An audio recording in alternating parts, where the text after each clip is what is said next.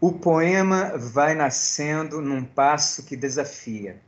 Numa hora eu já o levo, outra vez ele me guia. O poema vai nascendo, mas seu corpo é prematuro. Letra lenta que incendeia com a carícia de um murro. O poema vai nascendo sem mão ou mãe que o sustente, e perverso me contradiz insuportavelmente. Jorro que engole e segura o pedaço duro do grito. O poema vai nascendo, pombo de pluma e granito. Poema Biografia do livro Desdizer, de Antônio Carlos Sequim. Ditas estas extraordinárias palavras, é com alegria que o Museu da Justiça, com o intuito de promover a leitura de poesia, realiza a 28ª edição do Sarau do Museu Sequim, 70 anos de uma vida em letras, em formato virtual ainda, neste dia 16 de dezembro de 2022, às 17 horas e 12 minutos, como mais um dos desdobramentos do programa do Direito à Literatura, Encontros Literários Interdisciplinares, série de ações que tem como objetivo buscar aproximações entre o direito e as demais humanidades. Nesta edição, celebramos os 70 anos do poeta, crítico, ensaísta, ficcionista, membro da Academia Brasileira de Letras e professor emérito da Universidade Federal do Rio de Janeiro, UFRJ, Antônio Carlos Sequim, autor de, entre outras obras, Desdizer e Antes, de 2017, Poesia Reunida, e Percursos da Poesia Brasileira do século XVIII ao XXI, de 2018, Prêmio APCA de Melhor Livro de Ensaios, além do recém-lançado Ana à Esquerda e Outros Movimentos, de 2022, recém-lançado, Ficção Reunida e Inéditos. O encontro conta com as participações do homenageado, claro, e de Flávia Amparo, doutora em Literatura Brasileira pela UFRJ, professora titular do Colégio Pedro II, CP2, e professora associada de Literatura Brasileira na Universidade Federal Fluminense, UF.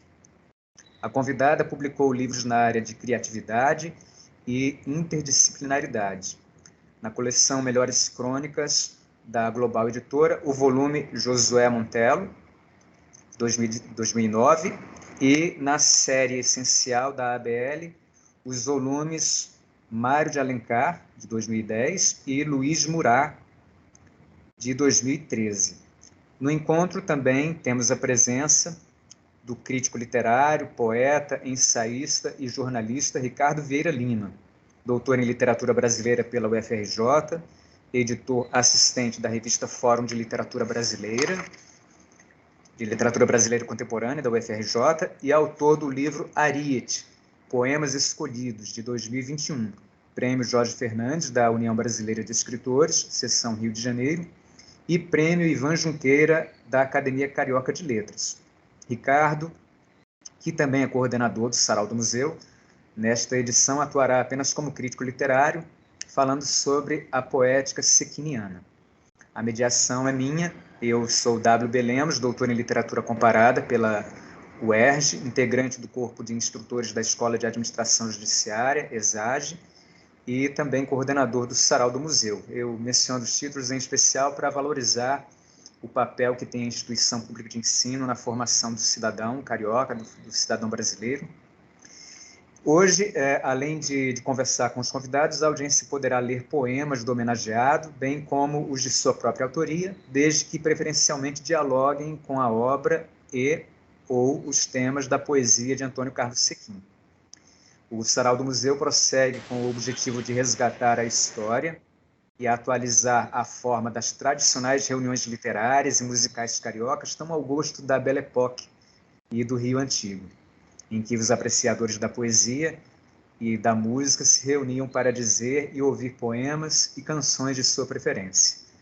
O evento conta com o apoio das equipes de produção e do Educativo do Museu da Justiça. E graças à parceria entre o Museu da Justiça e a ESAGE, a Escola de Administração Judiciária, os servidores participantes contam com a adição de horas no seu processo de formação anual. Ditas essas palavras, somos mais que gratos pela presença dos convidados, Antônio Carlos Sequim, Ricardo Vieira Lima, Flávio Amparo. Passo a palavra ao coordenador e hoje atuante aqui como crítico, Ricardo Vieira Lima. Obrigado, Lemos. Primeiramente, boa tarde a todos. Boa tarde, Sequim. Boa tarde, Flávio. É uma honra a gente estar recebendo aqui o nosso amigo de tantos anos e a quem admiro tanto. Também uma honra estar recebendo a Flávia Amparo, especialista na obra do Sequim, professora da UF. E uma alegria estar aqui com vocês todos, com o público que nos assiste, aí, com a Sara, o pessoal do Museu, da ESAGE. Boa tarde a todos. Eu acho que vamos ter um evento ótimo. Sequim, boa tarde, seja muito bem-vindo. É uma alegria mesmo tê-lo aqui conosco. Já é uma parceria que está se estabelecendo já até, podemos dizer, até de longa data. Mas prossigamos. Poucos sabem, mas você começou muito cedo na poesia. Em 1971, seu pai lançou, creio que a sua revelia, uma plaquete intitulada A Ilha, com um poema seu. Ricardo, olha, o Ricardo está com a edição ali, olha. Edição rara nas mãos do Ricardo. Então, um lançamento feito pelo pai do Sequim, uma plaquete, como já disse, intitulada A Ilha, né, com um poema seu, Sequim, que havia sido classificado no Festival de Poesia Falada. 2 anos depois, você lançou Área de Excitação, oficialmente o seu livro de estreia, que além de apresentar o poema da plaquete, reescrito, reuniu outros poemas e motivou, tempos depois, um comentário entusiasmado de ninguém menos do que José Guilherme Merquior, isso é para poucos. Um artigo sobre a poesia da época, e também foi responsável pela sua entrada na famosa antologia 26 Poetas Hoje, em 1976. Então, essas iniciativas já fizeram com que o Sequim tivesse a poesia publicada na antologia célebre 26 Poetas Hoje, de 1976, organizada pela professora e crítica Heloísa Buarque de Holanda. Como você vê, né, como vemos, né, hoje esses seus primeiros... na verdade, o que a gente gostaria de saber é como é que você percebe, como é que você vê essas suas iniciativas iniciais, essa sua produção inicial poética.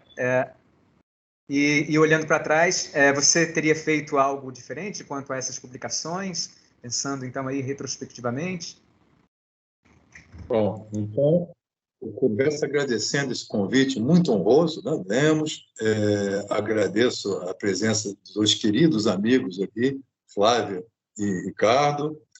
E, antes de desenvolver a questão, eu gostaria de dizer que até eu relutei um pouquinho quanto à minha participação nesse evento, né? Que o Ricardo queria fazer uma homenagem. Não, é uma data redonda, você não pode deixar isso passar batido. E eu diria que, dependendo da faixa etária que a gente está, né, em vez de comemorar, tendemos a desmemorar o evento, né, o aniversário. Não é bom lembrar tanto quando se começa a atingir uma certa idade, a tal ponto que hoje em dia eu já tenho saudade deste poema, que era o poema para 2002, quando eu teria atingido, então, 50 anos. Né? Então, você vê que agora eu já fico com saudade de 2002.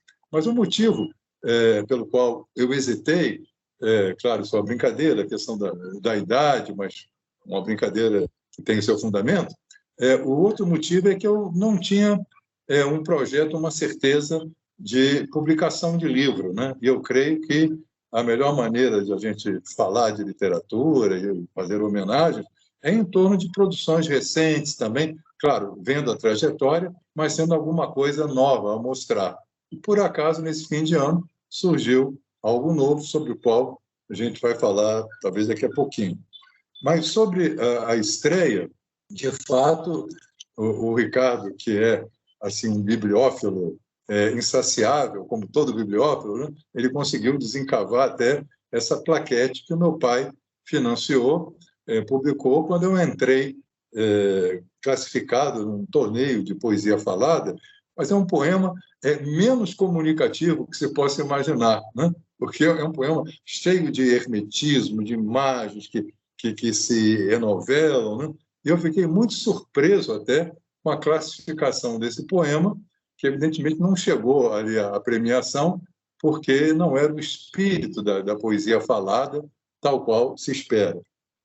Mas antes dessa estreia, eu tenho algumas curiosidades a revelar, porque normalmente o escritor começa pela poesia e depois, um bom número, né, abandona a poesia e disse isso, né? Há muitos ficcionistas que publicam um livro de poemas, se envergonham dele e depois vão direto para a narrativa. E comigo foi um pouco o contrário.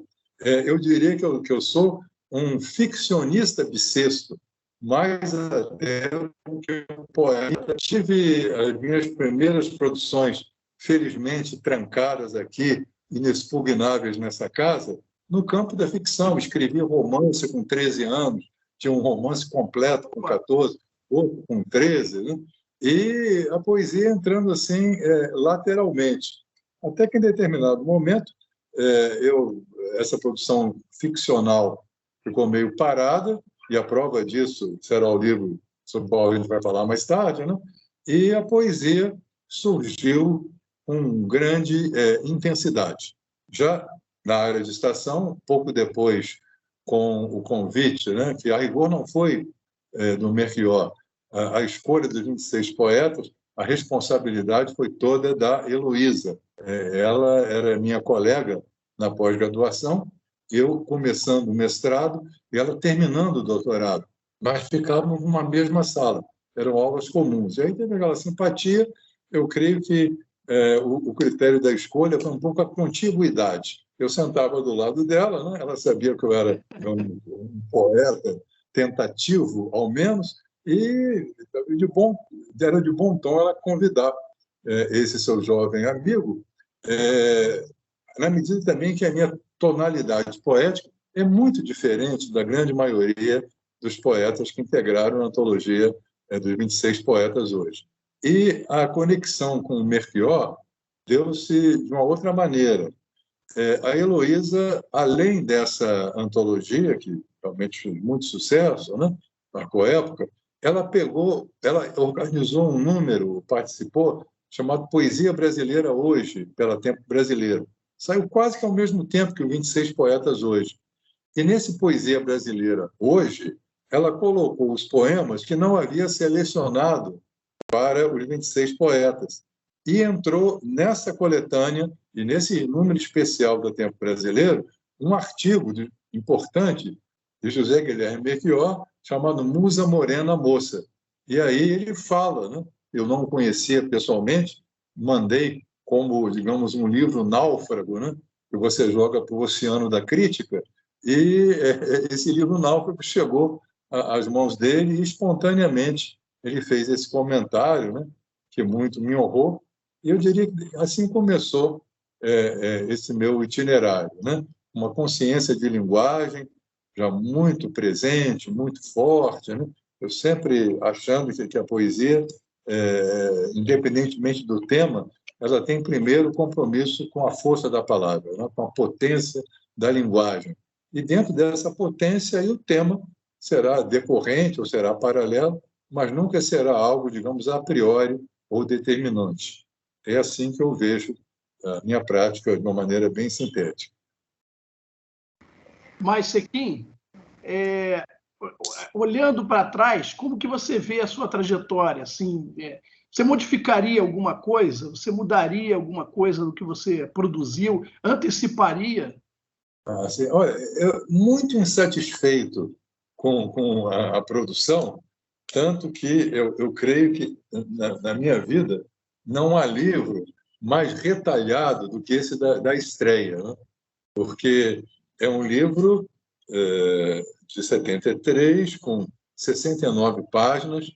Depois, como a minha produção é exígua, eu sempre tratei de incorporar os livros anteriores às novas edições. Porque, primeiro, eu tinha quase certeza que ninguém conhecia a edição original. E é vocação da maioria dos poemas permanecer sempre inédito, ainda quando publicado 3, 4 vezes, né? Porque é uma forma discursiva que tem mais dificuldade, digamos, em se tornar visível. Aí, poucos anos depois, quando eu lanço Os Elementos, né, aparece a Área de Estação, esse livrinho aqui, com a seguinte menção: segunda edição, revisitada e diminuída. Aquilo que já era pouco aqui, quer dizer, 60 e poucas páginas, se transformaram em torno de 30 ou 40. E assim a gente ia escavando esse livro, edições posteriores, né, a ponto de eu temer que, afinal, só restasse a capa, né, porque se abrisse o livro e todos os poemas já tivessem sido banidos. E eu não tenho muita parcimônia, eu acho que o Ricardo sabe disso, né, em refazer os textos, né? Primeiro, eliminar aqueles que eu considero que são inaproveitáveis mesmo, né? E aqueles que têm uma centelha, que têm uma imagem, pelo menos, né, que me agradava, aí eu reelaboro, sempre seguindo aquela sábia lição de Murilo Mendes, que, quando publicou na década de 1950, né, as suas poesias, na época gloriosa da editora José Olímpio, ele não teve pudor em retirar um livro inteiro, em adaptar outros, em transformar, e se explicou: considero-me, não sou o meu sobrevivente, e sim sou o meu contemporâneo. A partir do poeta querer ser sempre contemporâneo, né, ele pode, então, trazer aquilo que estava lá no passado, dialogar e trazer para uma forma nova. Claro que o que eu pude manter intacto, eu mantive, mas muito pouco, porque tem um grau de exigência bastante elevado, né? Até mesmo recentemente, num livro que ainda vai sair, é um artigo que eu escrevi a pedido da Elizabeth Chaves de Mello, né? Cara, fale sobre um poema seu. Aí eu me lembrei de um poema chamado Trio, em que eu faço, digamos, uma paródia, uma homenagem crítica e respeitosa aos parnasianos, e denominei esse ensaio Os 30 Versos de um Soneto. Quer dizer, ninguém vai pensar que eu não saiba, digamos, de que se compõe o soneto, né? Mas eu percebi que exatamente esse soneto sofreu tanta alteração que eu escrevi 30 versos até chegar ao soneto, né, com seus 14 versos, que na versão que me parece a menos precária ou a mais satisfatória. Portanto, essa visita ao passado ela é constante, para o bem e para o mal, né? Porque muitos escritores têm posição diferente. Escreve, aquilo está datado e deixa lá. Repare, está sempre datado, porque, mesmo eu modificando, o livro fisicamente existe. Então, quem tiver um interesse, né, nesse cotejo, eu não faço como a Cecília Meirelles fez, e alguns outros poetas, de terem tanta rejeição do livro de estreia que chegaram a destruí-lo fisicamente, né, na esperança de que não houvesse testemunho. A minha radicalidade não vai a esse ponto, né? Deixa ali ele existir tal qual ele quis nascer, daquele jeito. Mas isso dá um trabalhinho para o pessoal da crítica textual, né? Ao mesmo tempo, é uma coisa saborosa. Eu, pessoalmente, adoro. Né? Quando eu já fiz esse trabalho, por exemplo, na própria obra do João Cabral, né, que dava a impressão que já saía tudo pronto e perfeito, né? O que ele modificava era uma coisa espantosa. Né? E aí... Oi? Ele modificava muito? Muito, muito. E não dava essa aparência. Né? Você já achava que o poema já nascia pronto, acabado, quando ele botava no livro, mas modificava sem cessar. E eu tenho sempre esse prazer, né, de ver as opções para celebrar as boas alterações e lamentar, porque às vezes também, né, a famosa emenda do soneto pode não causar muita felicidade no resultado. Mas quase sempre o poeta que pensa a linguagem, ele muda para melhor, né? Essa é a tendência. Isso daria um bom artigo. Você já escreveu, já pensou em escrever sobre isso? Sobre esses versos que o João Cabral modificou? Na verdade, foi um projeto de pós-doutorado que eu desenvolvi, que era uma edição crítica e comentada da poesia de João Cabral. Aí fiz um levantamento exaustivo, não analisando as mudanças, mas registrando, para que futuramente eu próprio ou outra pessoa pudesse fazer o cotejo já com o mapa todo traçado, né? E o que aconteceu foi que o editor, né, o Sebastião Lacerda, da Nova Aguilar, ele gostou da ideia dos comentários, mas ele disse que as variantes não interessariam a ninguém. Era uma matéria assim, muito específica, né? E eu lamentei, porque era a grande oportunidade, né? Isso iria aumentar talvez 30 páginas, ou 40, numa edição de 800, 900 páginas, tanto que depois, quando eu publiquei o João Cabral de ponta a ponta, até o novo editor falou: Sequim, por que você não publica agora? Você não publica agora esse levantamento completo das variantes? Porque eu achei que não tinha sentido você colocar as variantes sem ter o texto do lado. Certo? Quer dizer, as variantes, elas funcionam quando você tem a poesia reunida, você tem a versão final e você tem o cotejo. Agora, só dizer que 1940 era assim e a pessoa não tem o livro atual para comparar, realmente eu achei que não valeria a pena. Né? E da Alfaguara não saiu, né? Isso não saiu também.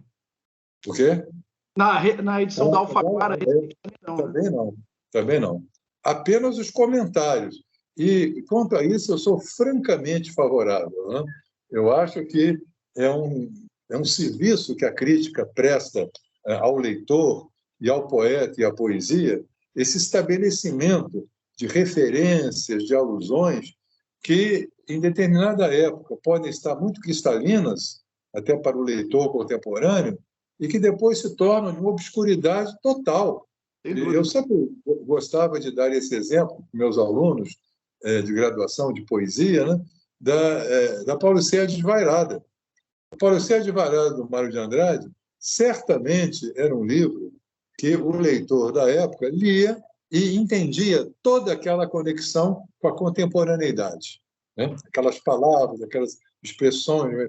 E virou o livro arqueológico, porque quando aquela modernidade ficou obsoleta, esse livro que estava muito incrustado na modernidade envelheceu junto com o seu tempo. Então, você tem que fazer, hoje em dia, quase um trabalho arqueológico. Então, isso aqui era uma rua que passava um bonde, por isso é que ele fala desse bonde aqui. Né? Essa aqui era uma loja comercial muito famosa que vendia tal produto. Todo mundo sabia naquela época. Né? E depois o poema fica, digamos, involuntariamente hermético, pela rarefação de seus elementos referenciais. E, no caso do Cabral, é um fato curioso, porque, bom, há dois tipos de referência que você pode buscar. Uma, que qualquer leitor paciente poderia localizar. Tá? A gente facilita isso para o leitor. Por exemplo, epígrafes, traduzir epígrafe e localizar epígrafe na obra do autor. Tá? Uma referência a um escritor francês, um escritor pernambucano. Tá? Aí são referências que, para conforto do leitor, o estudioso pode oferecer. Mas há outras não, que pertencem ao universo privado do autor. E aí não tem jeito. Ou você dá a informação naquele momento, daquele contexto, ou isso se perde para sempre. Porque, curiosamente, João Cabral, que era o poeta da terceira pessoa, foi se tornando cada vez mais autobiográfico, mesmo que seja uma autobiografia em terceira pessoa. Ele falando dele ali, ele que sou eu, mas é a forma do ele. Né? Então, tem um poema, por exemplo, Tio e Sobrinho. Esse é um poema do Cabral, da fase final. Né? O sobrinho era ele, mas quem era esse tio? Qual o nome dele? Qual era a profissão? Qual é a influência que ele exerceu efetivamente na vida de João Cabral. Então, são pormenores dessa natureza, né, que eu procurei atender, já pensando no leitor futuro também. Lemos, tem outra pergunta aí, né, Léo? Meus caros, sim. Antes de prosseguir, só queria fazer o registro aqui na audiência aqui da presença de Delane Brasil, a poeta Delane Brasil está conosco. E também gostaria de registrar aqui a participação do diretor do departamento que trabalhamos, eu e o Ricardo, o Marcos Vinícius Domingues Gomes, apoiador incondicional das artes aqui, sempre das iniciativas artísticas do Museu da Justiça. Então, está nos prestigiando hoje aqui, no encontro aqui com o Sequim.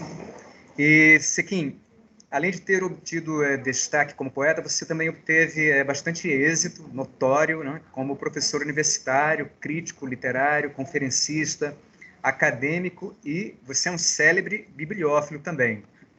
Você é considerado, inclusive, o maior especialista vivo da poesia de João Cabral de Melo Neto, conforme podemos verificar aqui, né, testemunhar pelos seus comentários.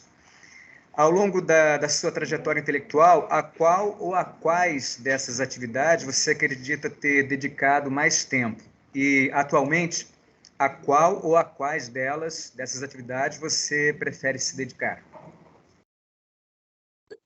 Eu creio que é muito nítido, né, que o eixo da minha vida foi o magistério, né? Então, professor, desde 17 anos, 18 anos, eu já era um professor regular, e essa paixão, né, pela palavra me concedeu esse privilégio de eu ganhar a vida falando de poesia, né, de estabelecer profissionalmente, podendo fazer, né, e sendo remunerado aquilo que talvez até eu gostasse de pagar para poder me dedicar, que é a criação literária, a conversa sobre o poema, a travessia do texto. E reparem que todas essas atividades elas acabam meio interconectadas, né? Por exemplo, a bibliofilia. A bibliofilia é o campo maravilhoso em que você penetra não só no texto, mas você atravessa o livro para chegar ao texto, né? Então, descobre a maravilha das edições, das dedicatórias, das erratas, as ilustrações, tudo aquilo que a gente pode chamar de universo paratextual e que é extremamente prazeroso e sensorial, né? Você tem, digamos, essa relação amorosa com o livro. Isso levou à elaboração daquele que é o meu livro mais conhecido, o Guia dos Sebos, que atingiu nada mais, nada menos do que 5 edições. E eu costumo dizer, em tom de blague, né, que este é o meu livro, talvez, mais importante, claro que não é academicamente, né, porque é o único livro que tem dentro dele 2 milhões de outros. Não é? Então, se você está andando com o Guia dos Sebos, você tem um livro que dentro dele você tem esses milhões de livros, né? Potencialmente, digamos, habitando essas páginas. E a bibliofilia ela surgiu, basicamente, pelo meu interesse em resgatar autores abandonados pelo cânone. Porque para você trabalhar com Castro Alves, como eu trabalhei muito com Castro Alves, né?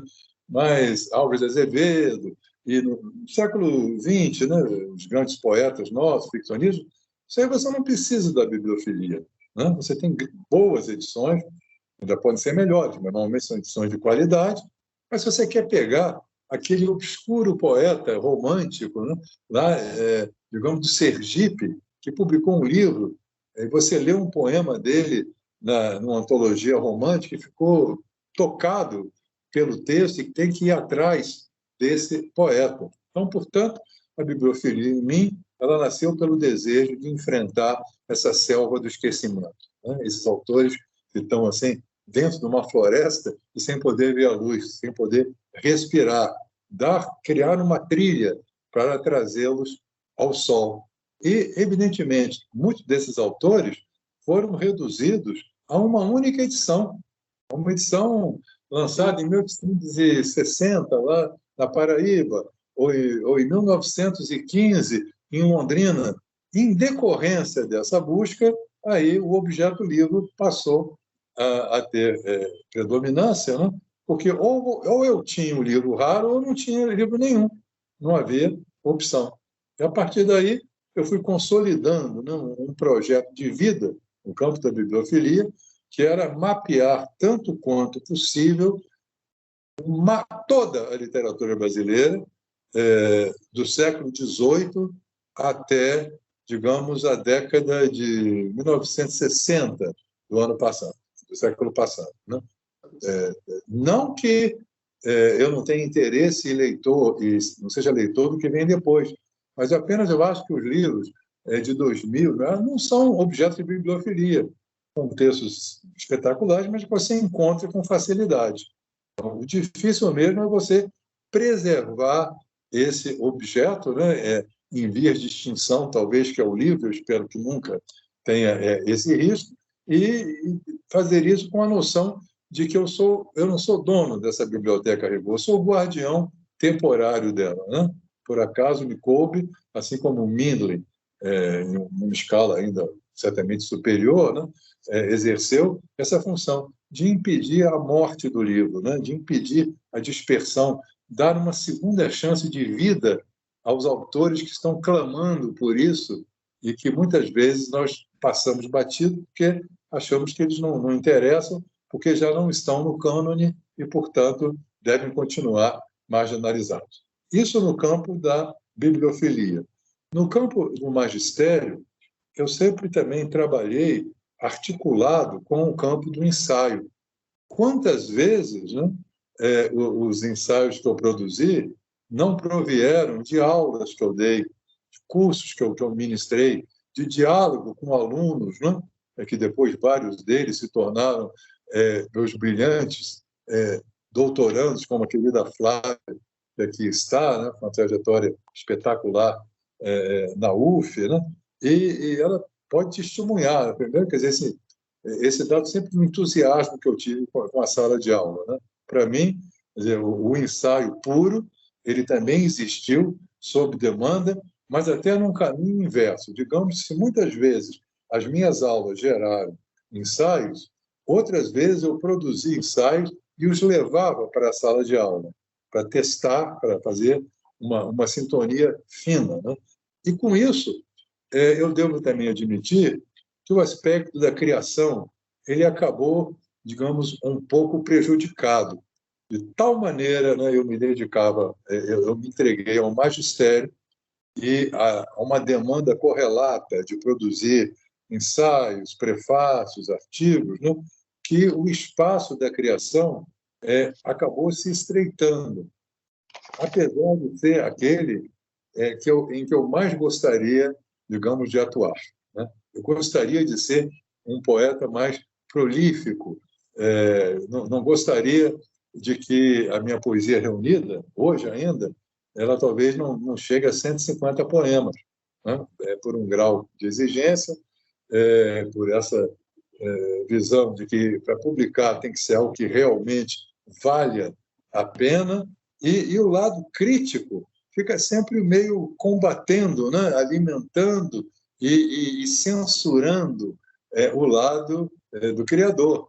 Porque se eu faço uma leitura crítica de um outro poeta, eu tento fazer o meu para que meu texto não dê um vexame, quer dizer, para que eu não considere, que eu não seja mais leniente ou tenha mais benevolência com o meu texto do que eu teria com o texto alheio. Então, até certo ponto, eu creio que consigo ter uma certa autocrítica no campo da poesia, né? De exigir muito do texto, e essa autocrítica se revela, entre outras maneiras, pela constante reformulação de versões anteriores do poema, né? Eu dificilmente fico satisfeito. E às vezes posso passar, como aconteceu quando eu estava escrevendo Desdizer, um soneto, né, que me faltava um verso e que eu praticamente passei 24 horas acordado. Quer dizer, eu não conseguia nem dormir, né, tomado pela necessidade absoluta de encontrar um verso, uma coisa assim obsessiva, né, porque era de 8 da manhã, 24 foi assim, uma hipérbole aqui, né? Mas digamos que eu tenha ficado de 8, 9 da manhã até as 9, 10 horas da noite, em torno de um verso que não me agradava. Que poema foi esse? Eu vou tentar me lembrar aqui, acho que até eu sei qual é o poema. Aí o que aconteceu? Eu entreguei os pontos. Né? Não dá, tchau, boa noite lá. De manhã eu acordo e o verso sai inteiro. Olha o verso que eu não consegui em 8, 9 horas, né? Ele me foi oferido. Agora, é ilusório achar que esse verso nasceu de graça. Lógico que não. Não. Ele nasceu da exaustão das 9 horas anteriores, né? Digamos, na minha defesa, não, você não vai fazer isso de novo, então, para acabar com essa história, está aqui o verso que você estava procurando. É curioso, né? Como a gente tem uma relação, assim, eu tenho, quer dizer, uma relação muito obsessiva com a escrita, com o ritmo.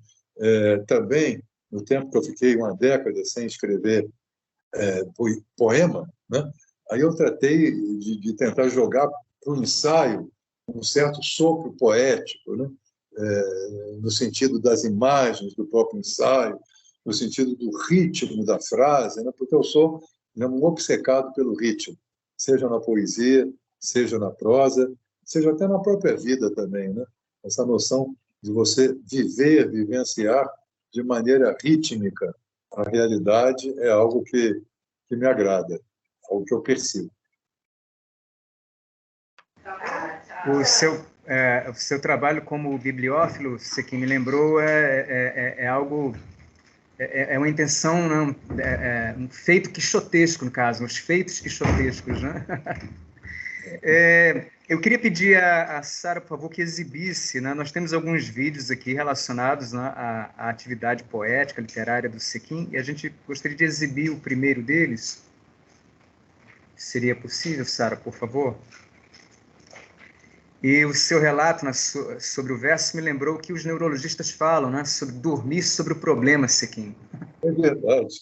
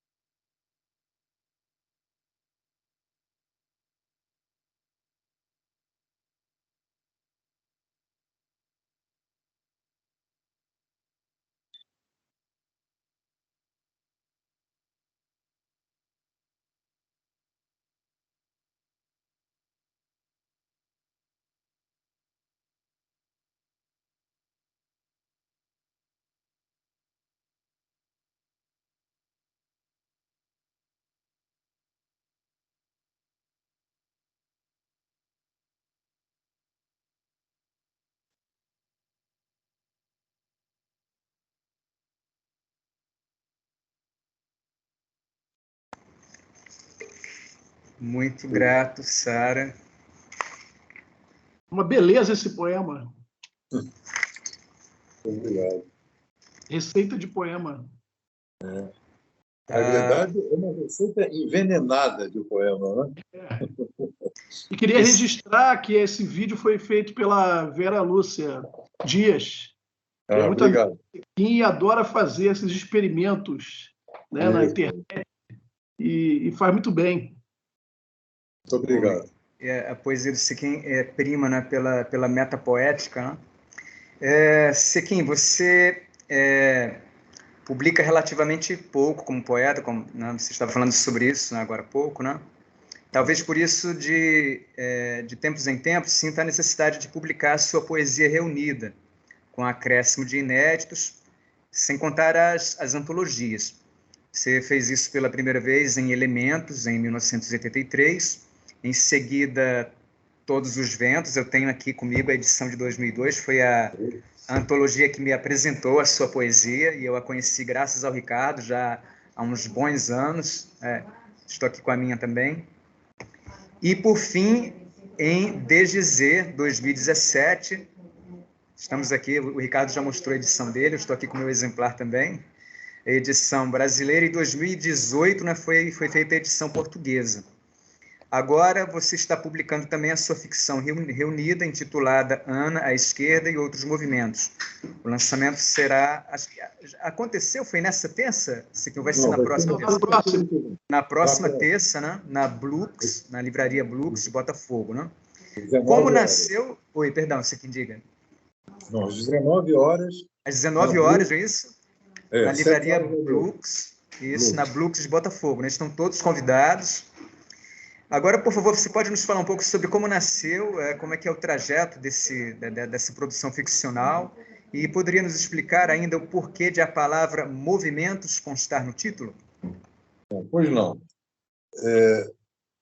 Quando eu estava publicando Elementos, né, nos anos 80, nesse intervalo aqui entre Área de Estação, década de 70, começo, e Elementos, década de 80, eu tive algumas incursões ficcionais, alguns contos. E escrevi também uma novela, aos 22 anos, intitulada Movimentos. Aqui está uma edição, curiosamente, uma edição meio caseira, não sei se foi feita até no stencil, né, que existia naquela época, no mimeógrafo, e uma coleção que começou e morreu rápido na Faculdade de Letras do UFRJ. À época, a faculdade dirigida por Afrânio Coutinho, e a coleção, de novo, dirigida por Heloísa Buarque de Holanda. Você vê como ela está vinculada à minha poesia e também vinculada à ficção. Eu escrevi esse livro, realmente, uma novela intitulada Movimento, 21 anos, depois de 22 anos, coloquei num concurso da UBE, ganhou uma menção honrosa, aí a Faculdade de Letras publicou em 1975. A partir daí, praticamente eu não escrevi mais ficção. Somente na década de 90, eu escrevi um conto que dialoga com Machado de Assis, né? Uma carta aos Seixas, e passei a escrever um ou outro conto, sempre com a questão da linguagem ou da metalinguagem predominando, né?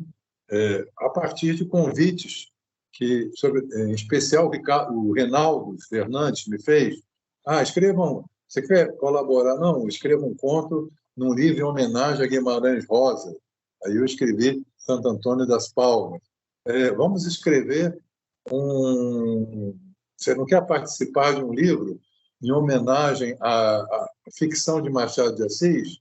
Aí eu escrevi Ana à Esquerda, cuja epígrafe é O Espelho, de Machado de Assis.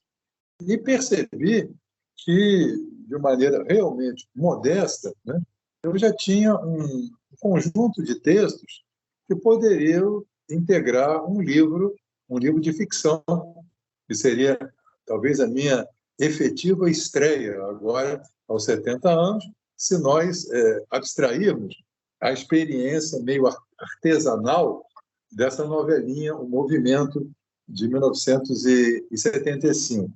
E o meu editor, o Miguel Joubert, né, que até demorou bastante para publicar o livro, porque ele é muito esmerado na produção, ele sugeriu esse título exatamente para fazer, digamos, um diálogo com a novela Movimento. Então, você tem Ana à Esquerda. Ana à Esquerda não deixa de ser uma posição, né? Então, o personagem está andando para o lado esquerdo. E a movimentação dentro do livro, dentro do conto da Ana, que está sempre à esquerda, né, vai se conectar com o quê? Com a novela chamada Movimento. Então, é por isso, pelo diálogo do conto inicial, que é Ana à Esquerda, com a novela final, que é Movimento, que o livro se chama Ana à Esquerda e Outros Movimentos. Muito grato, meu caro. Vamos exibir agora mais um experimento visual com a poesia do Sequim. Você pode, por favor, Sara, exibir o vídeo número 2, por favor?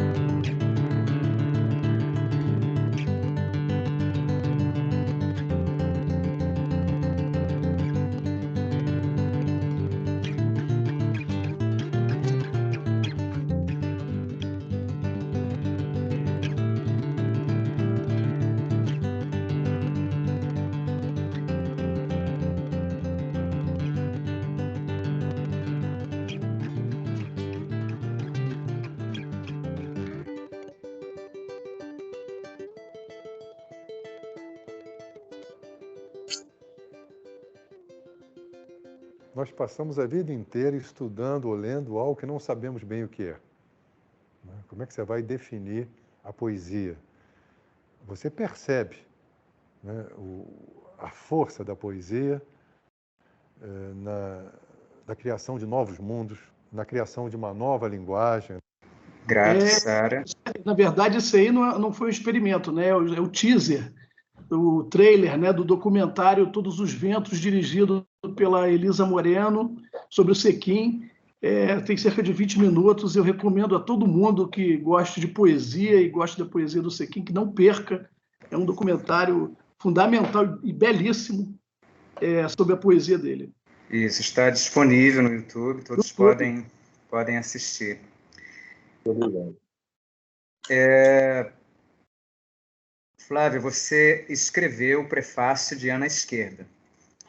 Em seu texto, você destaca o caráter metalinguístico que atravessa toda a obra, ressaltou ainda o jogo de linguagem, aqui abro aspas, jogo de linguagem, fecho aspas, sobretudo no sentido lúdico, que envolve palíndromos, capicuas, inversões, movimentos da esquerda para a direita e vice-versa.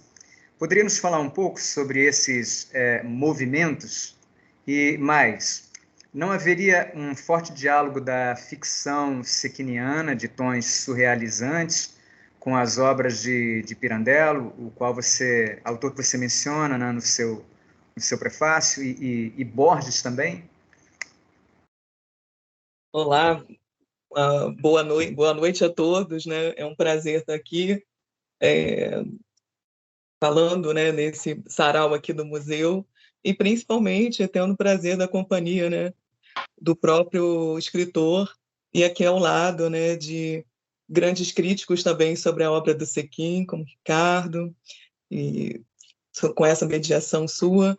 Então, agradeço, né, por esse convite, e posso dizer que Ana Esquerda tem uma história, né, que antecede, como você quem bem falou, antecede esse livro, né, de estreia, porque, na verdade, ele estreou nesse livro aqui, né, Capitu Mandou Flores, do Rinaldo Fernandes, cuja proposta seria fazer releituras, né, de grandes contos machadianos, e o Sequim escolheu exatamente o Espelho, né, de Machado de Assis, para recriar, né, para pensar o espelho, e exatamente dar a luz à Ana à esquerda.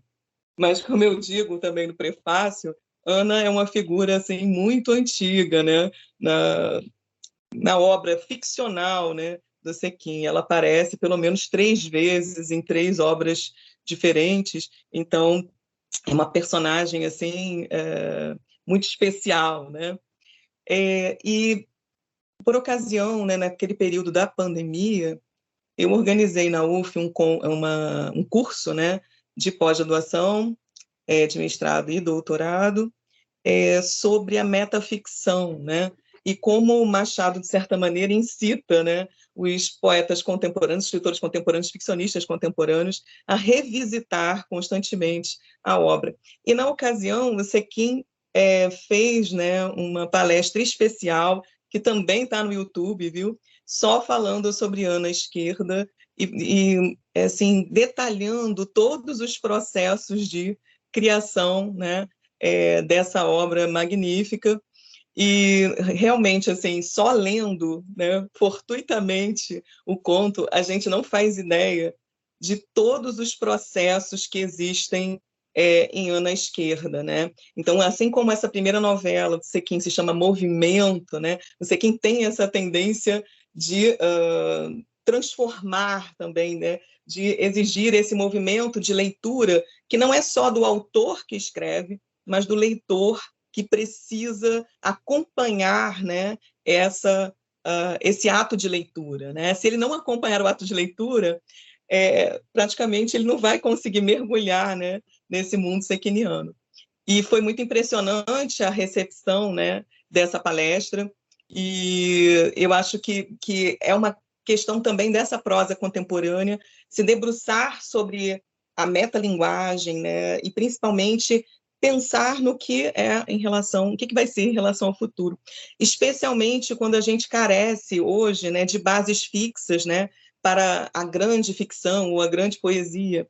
Então há uma tendência desses escritores retornarem ao passado e revisitarem essas bases, né? E logicamente lembrar aqui Borges, né, e Pirandello tem muita significação, especialmente assim Pirandello, que é um escritor com o qual eu tenho mais intimidade, né? Porque quando ele publica, né, a obra dele, ele está num determinado momento de crise, né, da representação convencional da realidade, né? A gente está falando de um romance, né, italiano muito fixado, né, num tal de realismo e tal, e Pirandello vem quebrar, né, com essa convencionalidade da literatura, né, propondo a fantasia, propondo, né, a invenção, essa descoberta, se debruçar sobre aquilo que há especificamente literário, né, que é essa imaginação, que é muito da memória, e, logicamente, Borges também tem, né, essa revisitação, né, principalmente em relação à palavra, e são elementos que, de certa forma, Sequin também vai revisitar, né, na sua poesia. Eu até peguei um pequeno trecho aqui, né, do Aleph, né, do Borges, em que ele diz assim: toda linguagem é um alfabeto de símbolos cujo exercício pressupõe um passado que os interlocutores compartilham. Como transmitir aos outros o infinito Aleph que minha temorosa memória mal consegue abarcar, né? Então, há essa tentativa de comunicação com esse leitor e há também um desafio desse leitor não compreender essas referências, né? Então, há um choque toda a questão da autoria, né? Que o escritor ele está ali compondo, mas ele não sabe o quanto essa obra vai ecoar no leitor, né? Então, esse é o grande desafio da escrita. Eu acho que todo escritor se debruça, né, nessa expectativa, né? E eu acho que é muito interessante a gente pensar o quanto Sequin também coloca o silêncio e a mudez, seja na poesia, seja na prosa, como essa etapa, né, talvez não a ser vencida, mas que esse leitor aprenda a escutar esse silêncio, né, porque o silêncio também fala, porque o escritor não fala só sobre o que está escrito, ele também fala daquilo que é refletido nas palavras, né? Então, essa brincadeira com a palavra, esse jogo de montagem e desmontagem dessa palavra, vai formando uma espécie de uma literatura caleidoscópica, né? Porque nós somos todo esse somatório, né, como diz o Calvino, né, esse somatório de experiências, né, e que vão somando e acrescentando ao que eu chamo de biblioteca íntima, né? Então, o Sequin tem essa biblioteca enorme aí, física, como bibliófilo, mas há uma biblioteca maior ainda dentro dele, né? No momento em que ele começa a construir toda a sua carreira, né? Seja como crítico, seja como professor, em cima desse livro, não somente o livro em si, com seu conteúdo, mas o livro como objeto, né? E isso aparece, de certa maneira, tanto na obra ficcional como na obra literária. E o que é marcante, se a gente pode pensar, né, que essa história que nomeia o livro surge exatamente, né, a partir de uma coletânea que tende a essa metaficção, o conto tem como base, na esquerda, o espelho, né? São as várias tentativas desse protagonista de enganar o espelho com a ajuda dessa Ana, que é essa serviçal que tenta ali, né, ajudá-lo a manipular, né, o espelho. E ela, na verdade, o Pirandello usa também essa serviçal, ele usa essa realização serviçal como a fantasia, ou seja, colocar a fantasia a serviço desse espelho, que não pode ser o espelho da realidade, né? Não pode ser uma representação simplesmente mimética dessa realidade, mas algo que ultrapassa, né, simplesmente essa escrita convencional da realidade, o que se chamou realística, ou seja, nós não conseguimos de forma nenhuma recompor essa realidade, né? Então, Sequin mostra todas essas nuances, né? E a gente pode dizer que existem múltiplos espelhos, não só do Borges, né? Não só o do Pirandello, mas espelhos também de outros autores. A gente já viu aqui que é inspirado num espelho machadiano. O próprio conto tem uma epígrafe, né, do Machado, que é: o próprio vidro parecia conjurado com o resto do universo. Não me estampou a figura nítida inteira, mas vaga, esfumada, difusa, sombra de sombra, né? E o Sequin também, na novela Movimento, né, ele coloca assim: a realidade ampla demais para se comprimir nas letras de um romance. Então, qual é o papel da literatura? Né? Não é ser espelho da vida, né? Mas é alguma outra coisa. Como diz o Goulart, né? A arte existe porque a vida não é suficiente, a vida não basta, né? Então, acho que é esse desafio que o escritor se propõe a colocar. E há também, na obra do Sequin, esse espelho ceciliano, né? Daquele famoso poema da Cecília, em que ela diz: em que espelho ficou perdida a minha face, né? De certa maneira, esse enfrentamento desse eu, esse escritor do presente com o escritor do passado.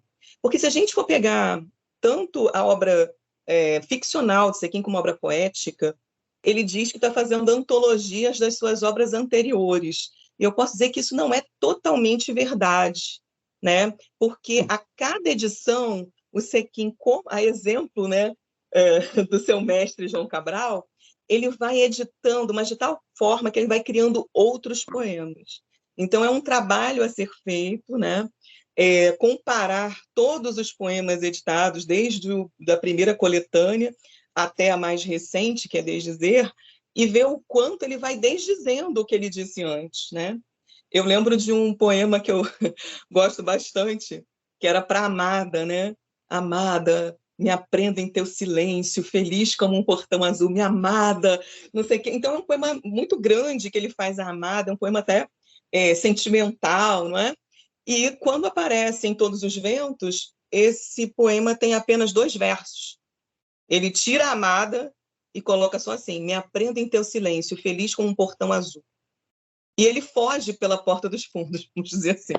Então, esse poema já não é aquele poema, né? Ele já não está só fazendo, né, uma antologia dos seus poemas. Então, Sequin pode colocar aí mais alguns 100 poemas, ou pelo menos uns 200, né?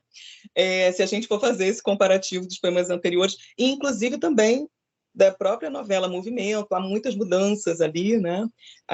O integral, assim, a maior parte, né, foi mantida. Há sempre transformações dentro dessas histórias, sejam ficcionais, sejam dos poemas. E há também essa questão, né, de um espelho borgiano, né, que é esse espelho, né, que reflete o universo inteiro, mas que você não consegue dar esse universo inteiro, né, para o seu leitor, né? Então você vai dando fragmentos, né, pequenos fragmentos dessa realidade. E tem um trecho, né, também do Borges, né, que ele diz assim: vi intermináveis olhos imediatos prescrutando-se em mim como num espelho. Vi todos os espelhos do planeta e nenhum me refletiu, né? Então, esse espelho do universo é, ao mesmo tempo, uma multidão e uma ausência. E é isso que o Sequin vai também refletir, né, nessa obra ficcional, né? E, como diz também o Borges, né, com os naipes de um trapaceiro, porque ele vai trapacear também o leitor. Não é um jogo linear, né? É um jogo também de enganos ali, né? E há, logicamente, o espelho de Pirandello. Se a gente for lembrar de uma obra também muito conhecida do Pirandello, que eu não cheguei a citar no prefácio, que é Uno Nessuno Centomille, nenhum 100.000, em que o personagem olha no espelho e descobre, né, a esposa comenta que o nariz dele é levemente torto.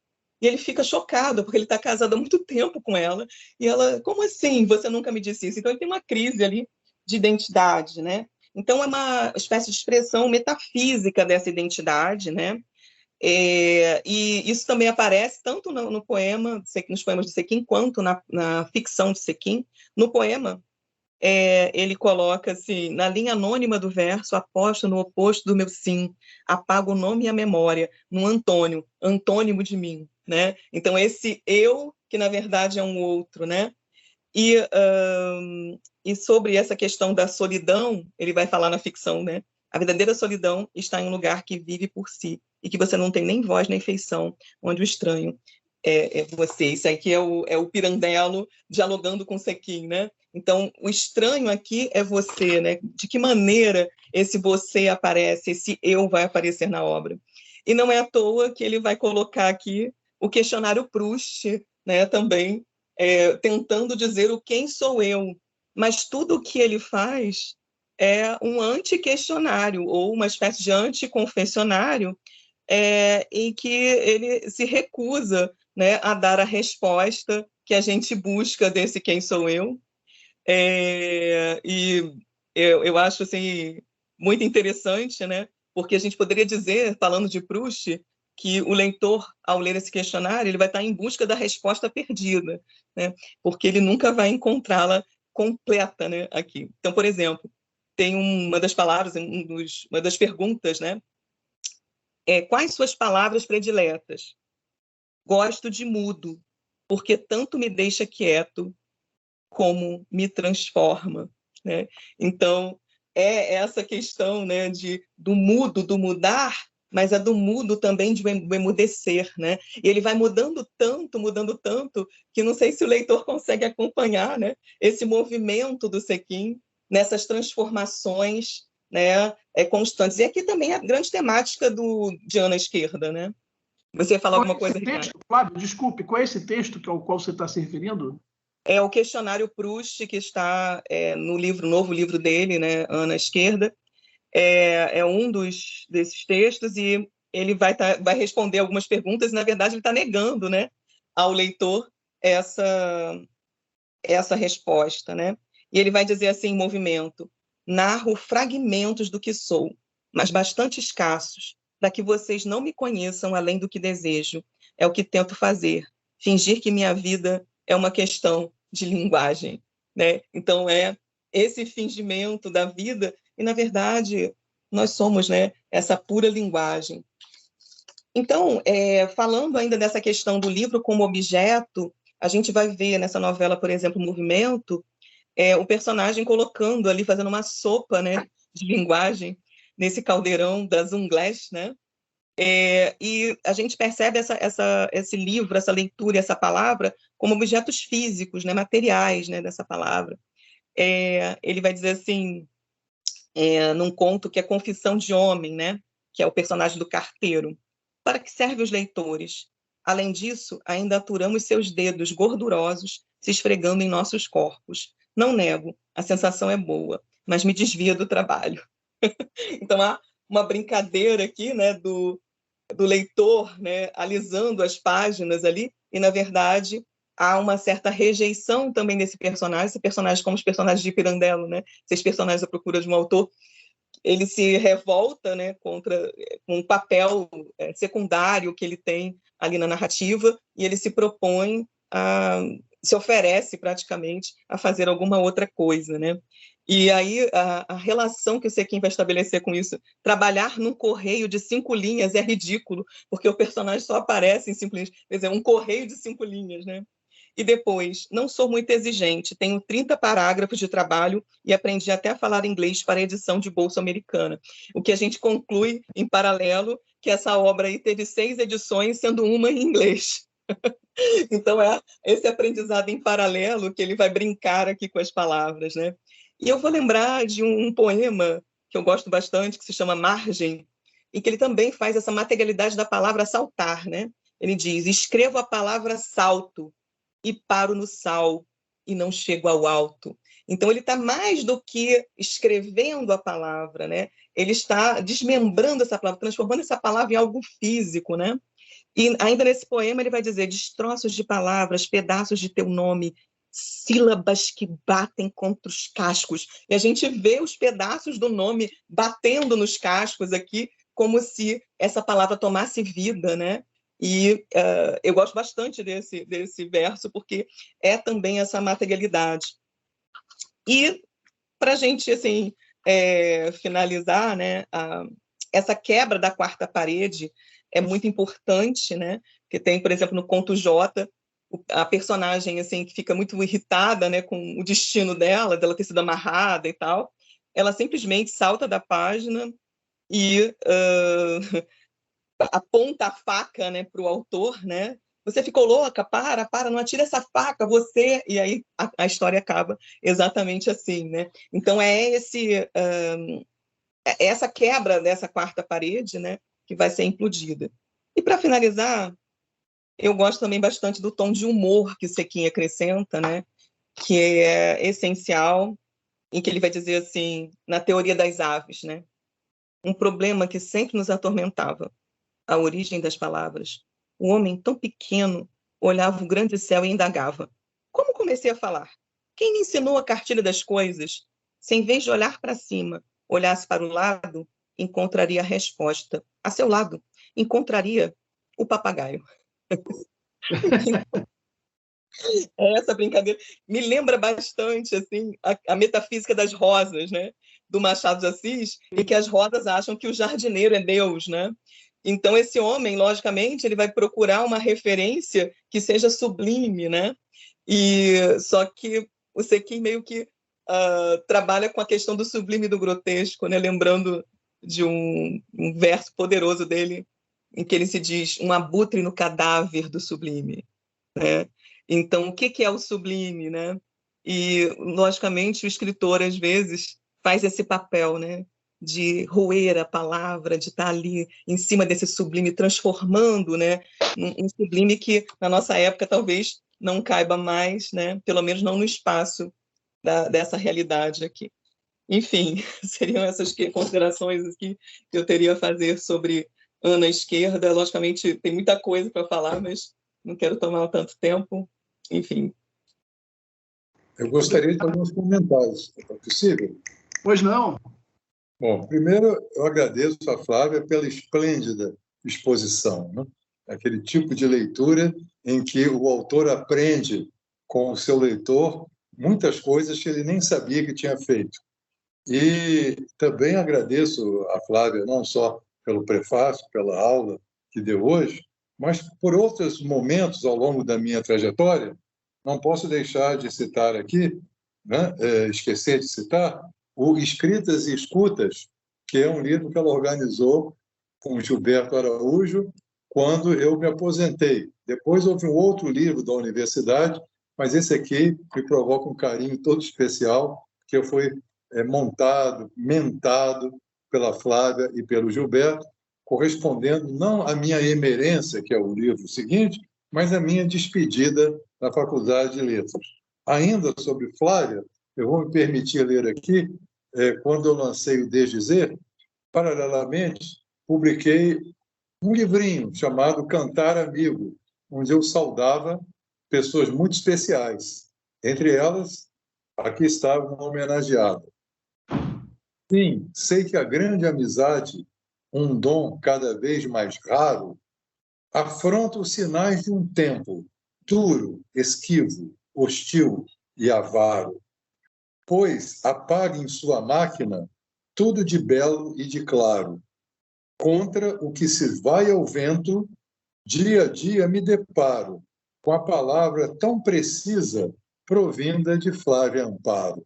Aí nós tivemos hoje uma demonstração dessa palavra precisa. E sobre os comentários, muito enriquecedores, eu me permitiria que rápidos adendos, quando a Flávia cita o espelho também na linhagem ceciliana, de imediato eu me lembrei do início de um soneto, que é assim: o menino se admira no retrato e vê-se velho ao ver-se novo na moldura. É que o tempo, com seu fio mais delgado, no rosto em branco, já bordou sua nervura. Então, essa leve marcação do tempo, né, que uma criança já pode perceber olhando-se no espelho ou no retrato, e ver que alguma coisa mudou. Em Ana Esquerda, a obsessão, porque é um autor, é um personagem, né, que tangencia com a loucura, né, o narrador, né, apesar de ser extremamente metódico. O tempo inteiro, tudo tem uma lógica no que ele pratica, né? E no seu horror ao espelho, que ele tenta até cobri-lo em vários momentos, né, é baseada numa lógica de que ele teme que a vida verdadeira ocorra no espelho e que nós sejamos o reflexo desse espelho. E tudo acontece lá, e nós que achamos que somos, digamos, reproduzidos, nós somos a reprodução de uma verdade que moraria no espelho. E eu até me ocorreu aqui, ouvindo a Flávia, né, porque mais do que uma tendência antirrealista na minha ficção, eu diria que me encanta uma postura arrealista, porque a antirrealista ela é muito preocupada em combater sistematicamente o realismo, né? Ela é anti. Agora, aquela arrealista, ela está fora da questão de que aquilo é real ou não. Ela está num outro espaço que tanto pode ter marcas da realidade como marcas dessa subversão da realidade. Isso é que ocorre muito, creio, em Ana à Esquerda. Também outro ponto interessante que a Flávia falou são aquelas referências. Eu creio que a intertextualidade, às vezes, ela pode até matar o texto, se ela for excessiva. Se a pessoa não caminhar sem saber do que se trata, de que diálogo se trata. E eu sou muito fascinado, não sei se consigo, tento, às vezes, fazer isso, não só em Ana à Esquerda, mas, sobretudo, em Carta aos Seixas, né?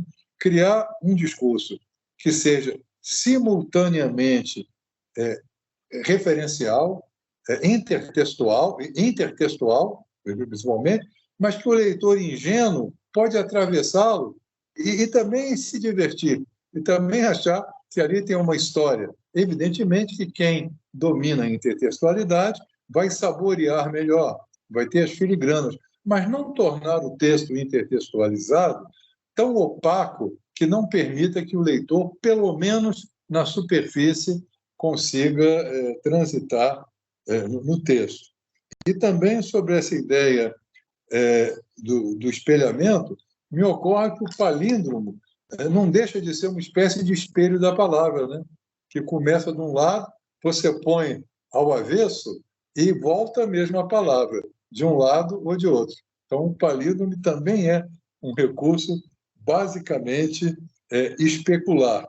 E, finalmente, já que falamos aí, e sobretudo a Flávia tão brilhantemente, né? Ela comentou a minha ficção, eu gostaria de lembrar que essa minha obsessão pela concisão é que, de alguma maneira, também me impediu de escrever um romance. Eu não sei como eu cheguei a escrever uma novela. Talvez porque aos 20 anos o nosso fôlego seja maior do que aos 70, né? Então, eu tinha fôlego para chegar a escrever 60 páginas, porque a obsessão com o detalhe, com o ritmo é tão grande que me impede digamos, de me estender alegremente na narrativa. E chega ao ponto de, nesse livro, né, de Ana Esquerdo, ter um conto constituído por 7 palavras. Um conto chamado Fim de Papo, que você tem 3 palavras no título, Fim de Papo, e tem 7. E acaba o conto, eu creio que com princípio, meio e fim, entrando aí num vocabulário tão exíguo. E para não parecer também que é tão pequena assim a produção de narrativa, é que eu acabei me lembrando que isso aqui não deixa de ser uma narrativa. O Galo Gago, né, é um poema narrativo. Narrativo, conta uma história em verso. Portanto, na segunda edição, eu vou incluir aqui, para tornar um pouco mais espesso o livro, né? E achar que seria até interessante você botar um poema narrativo dentro de um livro de narrativas em prosa. É outra possibilidade. Muito obrigado. Ele aparece, não aparece na edição do Desdizer de Portugal? O quê? O poema do Galo? Tá nos dois. Está na de brasileira e da portuguesa. O Galo vai pular, não é? Da poesia para a prosa. Lá é um galo gajo. É um gajo. Né? É um galo gajo.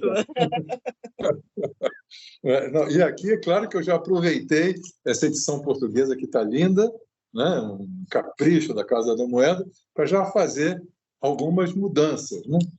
Que eu tenho aqui, há 3 pessoas, 4 pessoas, também o Rodrigo Demires, em quem eu reconheço assim, grandes leitores da minha poesia, o Rodrigo Demires, que escreveu uma dissertação sobre Todos os Ventos, né? Falando da poética desconfiada, Flávia Amparo, que me surpreendeu há muitos anos, dando uma palestra, achando que ninguém conhecia a minha poesia, ela no auditório começou a citar vários poemas meus de cor, né? Isso aí é o susto bom que o professor tem às vezes na vida, né? O Ricardo Vieira Lima, que tem um ensaio espetacular sobre a produção, né? E o Luciano Rosa, que também escreveu um texto muito bonito, especialmente para a apresentação aqui dessa edição portuguesa. E um adendo, Sequim, até onde eu tenho conhecimento, só poetas brasileiros que saíram nessa coleção da Casa da Moeda, até sair o seu volume, até onde eu tenho conhecimento, só foram João Cabral de Melo Neto, Eucanaã Ferraz e Carlos Nejar. Depois saiu você, e aí parece que depois a Alice Santana, mas são muito poucos escritores, muito poucos poetas brasileiros que tiveram esse privilégio. Se não me engano, o Goulart também. Goulart também, é verdade. Eu não sei se saiu por aqui ou por uma outra, mas sei que talvez por essa. Menos de 10. Menos de 10. Realmente foi um privilégio, né? Sem dúvida. Eu queria lembrar, né, agora você que leu o Fim de Papo, ele faz parte de uma antologia célebre também, que é os 100 menores contos da literatura brasileira do século XX. Né? Se não me engano, acho que a organização é do Marcelino Freire, não tenho certeza. Exatamente. Né? Mas ele está lá.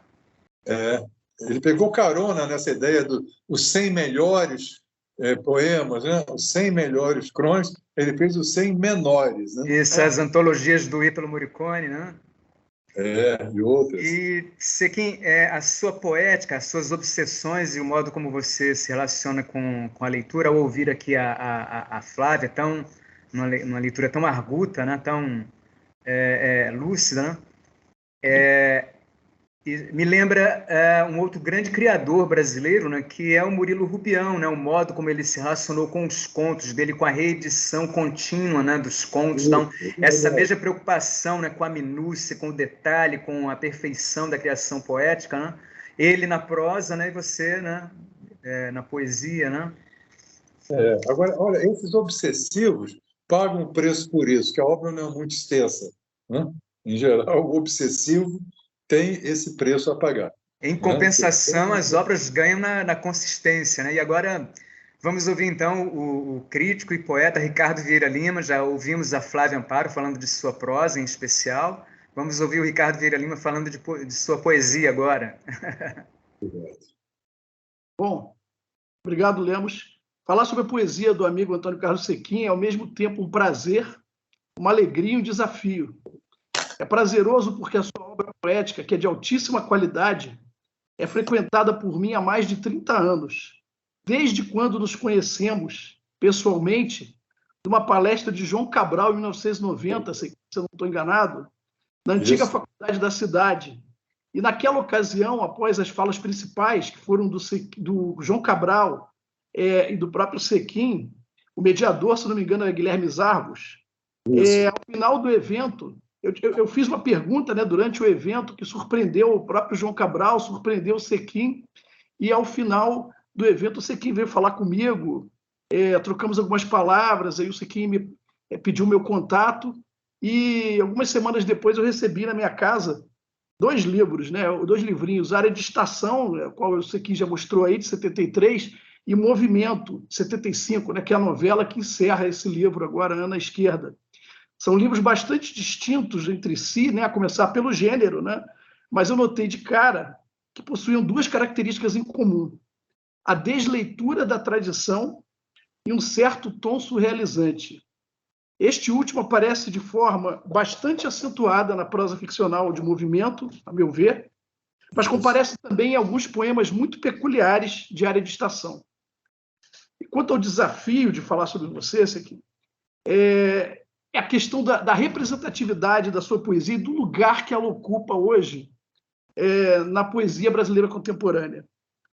E aí eu vou me servir de algumas reflexões desse ensaio que eu escrevi, né, sobre sua poesia, publicado em 2017, chama-se Pluralidade Singular, foi publicado na revista Fórum de Literatura Brasileira Contemporânea, pois eu retomei e fiz um outro texto para a revista Colóquio Letras de Portugal. Então, eu vou retomar algumas reflexões aqui e pretendo ainda corrigir alguns equívocos críticos que, ao longo do tempo, foram criados em torno da sua poesia. Por isso, eu vou situar, antes de mais nada, em termos cronológicos e estéticos, a lírica sequiniana, uma vez que é da fusão de várias linguagens poéticas que tiveram início no período clássico, passaram pela modernidade e chegaram aos nossos dias, que se abastece a poesia do autor dessa sua pluralidade singular. Pluralidade esta que, todavia, não tem sido suficiente para evitar certa confusão de parte da crítica literária brasileira no tocante à recepção dessa poesia, a qual, com frequência, vem sendo associada, a meu ver, erroneamente, à tradição formalista das gerações 60, 70, 80 ou 90. Isto em razão de 3 motivos, que eu acredito. Primeiro, pelo fato de o autor possuir amplo domínio no uso das formas fixas, ainda que essa expertise também se estenda a vários outros tipos de formas poéticas, como vou dizer adiante, em seguida por haver sido amigo e por ter trabalhado alguns anos na editoria da revista Poesia Sempre, com o saudoso poeta, crítico e tradutor Ivan Junqueira, este sim, um típico e notável artífice de dicção solene clássica, integrante da geração 60. O terceiro e último fator que contribuiu para essa equivocada associação resulta do fato de Sequim haver analisado detidamente as obras dos nomes mais representativos do segmento discursivo formalista das referidas gerações 60, 70, 80 e 90, tendo dividido, inclusive, espaços político-literários com alguns deles. Basta, por exemplo, um simples manuseio do livro Desdizer e Antes, livro de 2017, última reunião da poesia do autor lançada no Brasil, porque existe no ano seguinte, de 2018, houve essa edição portuguesa. Só examinando o sumário, a gente já percebe a importância do critério cronológico para a organização do livro. O próprio título indica, Sequim adotou uma ordem temporal decrescente. A sessão de abertura, Desdizer, reúne inéditos escritos entre 2005 e 2017, ao passo que as sessões posteriores são constituídas pelos seguintes volumes: Todos os Ventos, que foi mostrado aqui, de 2002, Diga-se de Passagem, que é também uma plaquetezinha de 88, Elementos, que o Sequim já falou, de 83, e o Área de Estação, de 73. Assim, quem se der ao deleite de percorrer o livro, Desdizer, de ponta a ponta, facilmente notará que o experiente e reconhecido poeta Sequim de hoje já estava no jovem Antônio Carlos de ontem. Isto quanto ao domínio da linguagem à medida da expressão poética. Não por acaso, o crítico e ensaísta José Guilherme Belchior, o Lemos citou, célebre artigo publicado internacionalmente em 1975, analisando a nova poesia brasileira da época, ele afirmou, agora eu vou citar aqui especificamente o que disse Melchior sobre Sequin. E Antônio Carlos Sequin já começa a boa poesia, a bem dizer ainda indecisa, entre a imaginação do símbolo e a verdade alegórica da geração de 70. Quer dizer, o próprio Melchior já distingue aí o Sequin dos demais autores da época. Ressalto que para o autor de Astúcia da Mimese, boa poesia era aquela que era produzida com maior liberdade estética, isto é, a que não se deixava prender as amarras formais do neoparnaso da geração de 45. Aí eu estou citando de novo Melchior. Ele chama de neoparnaso da geração de 45. Bem como dos experimentos ditos de vanguarda, concretos, neoconcretos, praxis, poesia, processo. Pouco tempo depois, a alta qualidade poética e a independência artística alcançadas por Sequin ainda muito cedo garantiram-lhe presença na histórica antologia 26 Poetas Hoje, a bem-sucedida plataforma de lançamento no mercado editorial brasileiro da chamada poesia marginal. Apesar de não ser um adepto da poesia mimeógrafo, Antônio Carlos Sequin teve uma dezena de poemas, quase todos retirados de Área de Estação, escolhidos pela organizadora da coletânea, né, como ele falou aqui antes, a professora e crítica Luísa Buarque de Holanda, que baseou na sua seleção geral num desejo mais amplo, e aí ela chama de recuperação do coloquial, introduzido na poesia brasileira para a primeira geração modernista. Então a gente já vê por aí que essa associação que depois foi se fazendo da poesia do Sequin, chamando de formalista, excessivo, é errônea. Quando a gente percorre a poesia, a gente percebe que o Sequin é um autor eminentemente pós-modernista. Ele mescla várias dicções de vários períodos literários e, o mais importante, ele deslê a tradição.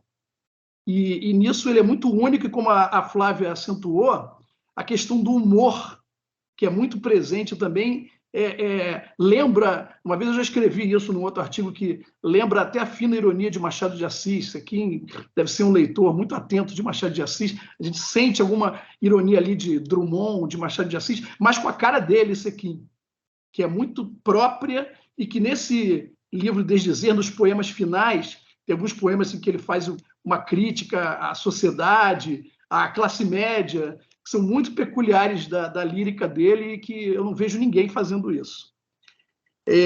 O Desdizer e Antes mostra isso, né, que eu disse, um poeta que desde o seu aparecimento vem dialogando através de uma dicção pós-moderna com as mais variadas e sucessivas matrizes poéticas, sem jamais perder sua identidade, sua cara própria. Nesse sentido, Antônio Carlos Sequin nunca foi um poeta de fases, não de fases, e sim de faces. Quando veste a pele de um determinado autor ou estilo, é sempre para homenageá-lo, mas simultaneamente para desdizê-lo. Do contrário, o resultado seria um mero pastiche. Leiam-se, por exemplo, os poemas a João Cabral, uma das grandes obsessões sequinianas, Aviso e Poema, todos de Área de Estação. No primeiro, a João Cabral, o poeta da pedra, do deserto, da aridez na linguagem, é deslido em clave bucólica, surrealizante e intensamente metafórica, algo muito distinto da costumeira secura cabralina, não obstante Sequin ter mantido, na maioria dos versos do poema, o metro octossilábico e organizado as estrofes em quadra, duas marcas formais incontestáveis do autor de Educação pela Pedra. Exatamente o processo dele é esse. Ao mesmo tempo que aí, na forma, ele homenageia, no conteúdo ele deslê. Isso torna o poema dele muito próprio.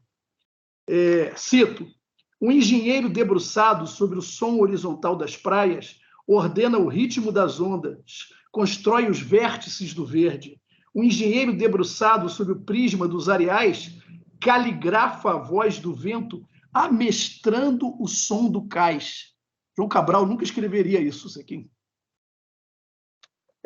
Já Aviso, curioso poema colagem, resultado feliz do uso da técnica de apropriação de um objeto RV, um ready-made, foi simplesmente extraído de anúncio do Jornal do Brasil, 5/10/69. Desfiz noivado, vendo sem uso almofadas soltas. Jogo, mesinha, mármore rosa. Cama, sofá, arquinha.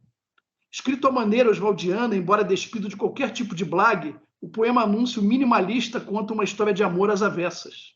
O dramático segundo verso, vendo sem uso, denuncia melancolicamente a inutilidade de objetos, em tese, destinados ao enxoval de um casamento que não passou dos preparativos. Então, novamente, a gente vê, né? Ele usa a poesia absolutamente sintética, que é uma marca do Oswald de Andrade, mas, em vez de fazer a blague, ele faz o quê? O inverso, o drama.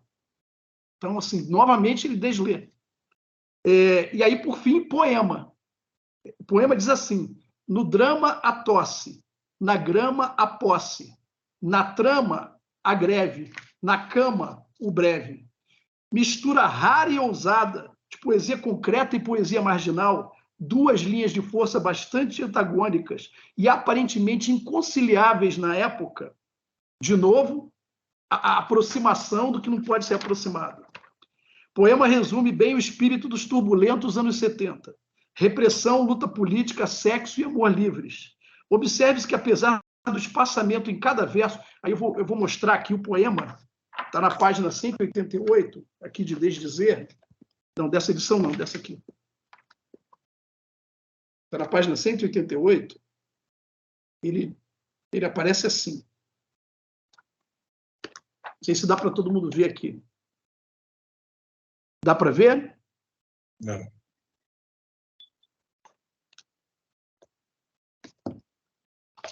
Então, tem, apesar do espaçamento em cada verso, juntos eles formam uma quadra tetrasilábica, de rimas paralelas, esquemas A, B, B, e significados dialógicos em versos alternados.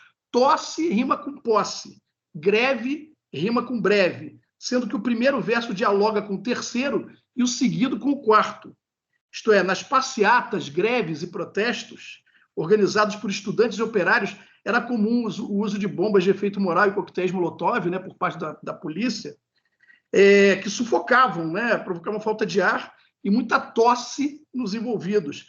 Quanto ao amor e ao sexo, vários jovens experimentavam, naquela época, pioneiramente, práticas libertárias, né, um contraponto ao sufoco político, né, em que eles viviam, nas quais o amor também era feito em grupo ou ao ar livre. E aí vem o verso: na grama, a posse, mas quase sempre de modo efêmero. E aí o verso: na cama, o breve. A área de estação já revelava, portanto, um poeta em busca da outridade. Outridade é uma palavra só, não é outra idade, não, tá? Eu é um outro, anunciou Rimbaud em sua famosa Carta do Vidente. Mas um poeta que é exemplo de Mário de Sá Carneiro também sempre soube que, cito, eu não sou eu nem sou o outro, sou qualquer coisa de intermédio. Fecha aspas. Eis uma das sínteses do processo sequiniano de apropriação / desleitura do texto alheio de seu autodesdobramento do eu, embora com a preservação de uma voz própria, única. Por falar no poeta lisboeta de Indícios de Ouro, é importante frisar que Sequin, desde o seu primeiro livro, vem dialogando regularmente com a melhor tradição da poesia portuguesa, da lírica medieval trovadoresca, né, exemplo, o poema Cantiga, passando por Camões, aquele poema Ilha, né, que a gente mostrou aqui, que ele retrabalhou várias vezes, Linguagem, Soneto das Luzes, 7 Anos de Pastor, tudo isso Camões, ele está dialogando, e Fernando Pessoa com A Fernando Pessoa e o Margem, que a Flávia citou. Na antessala também, até chegar mais recentemente a Eugênio de Andrade, uma prosa súbita. Aí, de novo, né? Uma prosa súbita. Aí o que ele faz? Ele usa o verso para falar da prosa súbita. Dos lusitanos, talvez, Sequin tenha herdado uma boa dose de melancolia e angústia, características facilmente encontráveis em toda a sua obra. Na de estreia, essa marca é mais frequente. Logo no primeiro poema, o eu lírico confessa: no tempo de minha avó, meu feijão era mais sério. Não obstante, havia alguma alegria, ainda que interna. Mas eu era feliz, dentro da criança, o outono dançava. Os dois poemas seguintes, Inventário e Infância, descrevem, respectivamente, um espaço sufocante, povoado por um urso caolho e um piano antigo, com seu silêncio de madeira cheio de fugas para brincar lá fora. A fuga aqui tem um sentido duplo, já que também se refere a um estilo de composição musical escrita para piano, um passarinho morto na janela que nem um tambor quebrado, e um cotidiano duro, sem liberdade, cito, a vez de quem nunca outro após, além daqui, jamais rios, fecha aspas. A estranheza das imagens e até da sintaxe ajuda a matizar a carga negativa do que está sendo dito. Resignado, o eu lírico apenas observa a vida lá fora. Cito o poema Ver.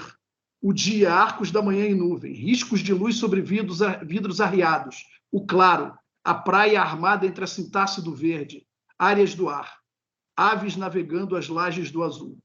Neste, no admirável poema seguinte, A Ilha, aqui o eu lírico abandona a contemplação e se metamorfoseia na natureza, escrito em terça rima, com o metro oscilando na média entre o decassílabo do decassílabo, em diálogo indireto com Dante, Camões e Jorge de Lima. Já estão presentes os 4 elementos que originariam o segundo livro do autor.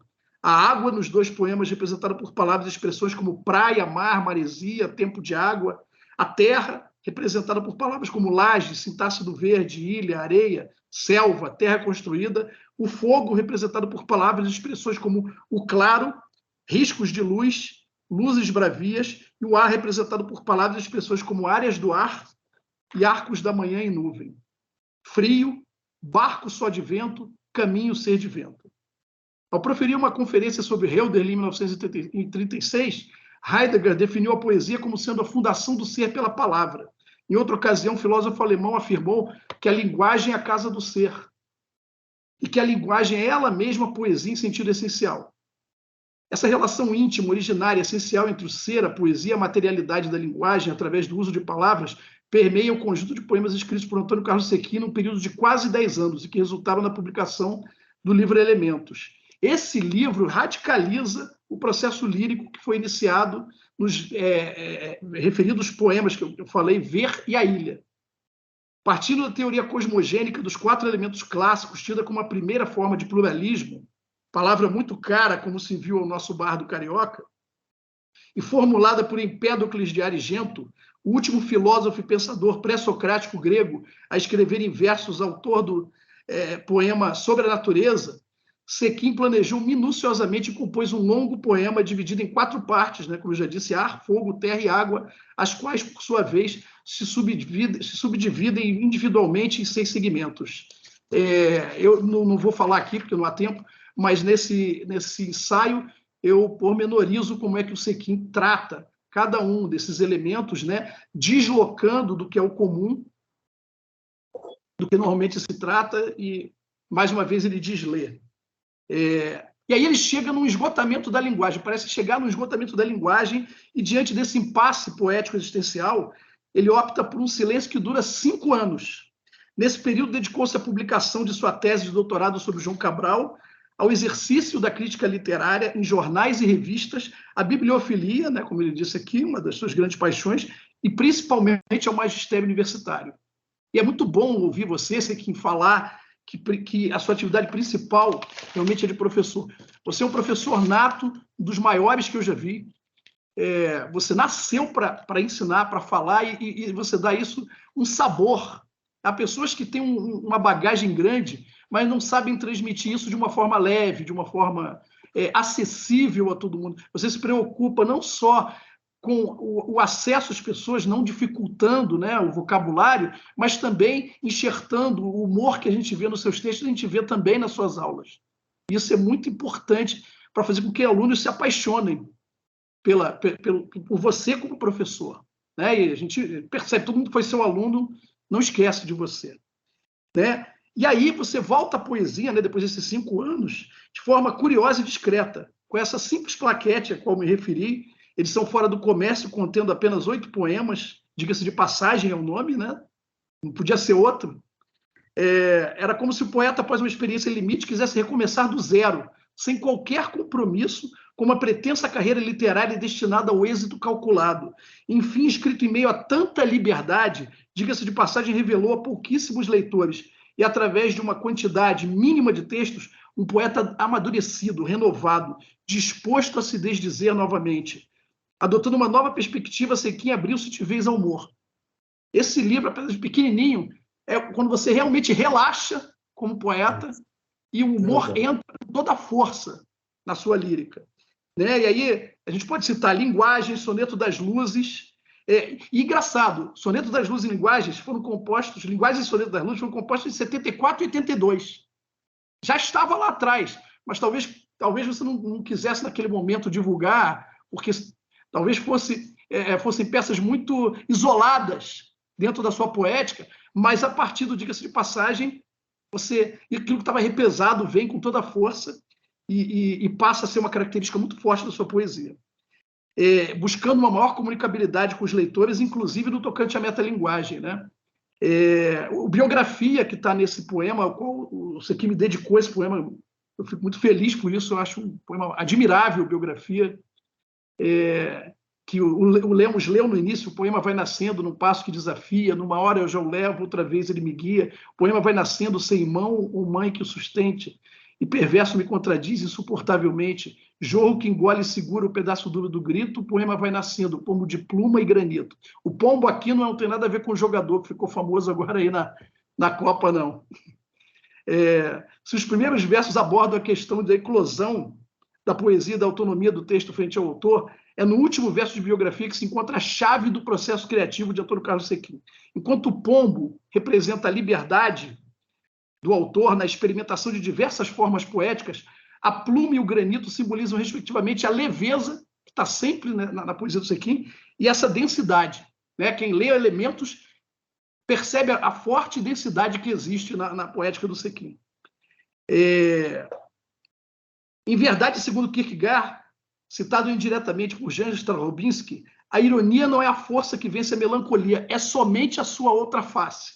Então, o Sequim também tem isso, a poesia dele conjuga o tempo todo a ironia, a melancolia, e vai e volta, novamente desleitura, né? Ele faz isso formalmente, ele faz isso com os períodos literários, né? E faz isso com as ideias também.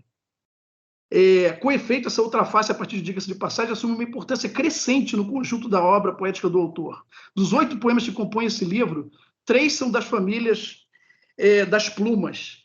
Remorso, Notícia do Poeta ou 3 da família dos granitos, Margens, Cintilações do Mal e 7 anos de pastor, e 2, uma conjugação de ambos, Biografia e Mulher Nascida do Meu Sopro.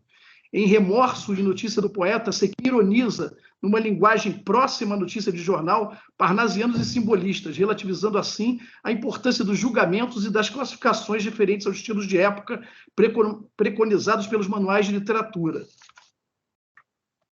Tamanha perícia no manejo da linguagem poética pode ser vista ainda em Mulher Nascida do Meu Sopro, poema tragicômico, ousado e incomum, que ultrapassa a forma poética do soneto por ter um verso a mais.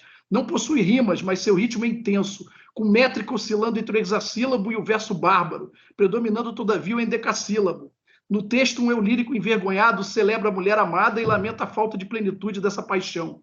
Nada demais, não fosse ela uma boneca erótica de borracha. Cito: Mulher nascida de meu sopro, na mistura da paixão e da borracha.